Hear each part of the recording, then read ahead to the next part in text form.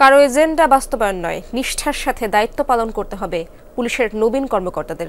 এ কথাই জানিয়েছেন স্বরাষ্ট্র উপদেষ্টা অবসরপ্রাপ্ত লেফটেন্যান্ট জেনারেল জাহাঙ্গীর আলম চৌধুরী। সকালে রাজশাহীর সারদায় 40তম বিসিএস পুলিশের প্রশিক্ষণ সমাপনী কুচকাওয়াজে অংশ নেন তিনি।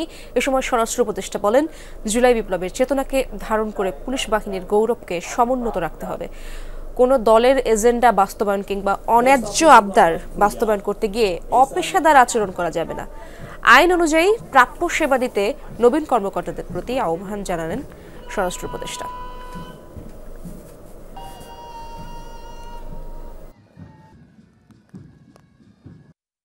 আপনার সত্যিকার অর্থেই জনসেবার পুলিশ হয়ে গড়ে উঠুন।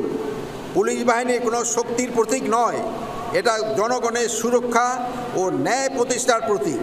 এটি আপনাদের মনে রাখতে হবে। কোনো কায়েমি স্বার্থ যেন আপনাকে তাদের জলদাসে রূপান্তরিত করতে না পারে, সেই জন্য সর্বদা সতর্ক থাকতে হবে।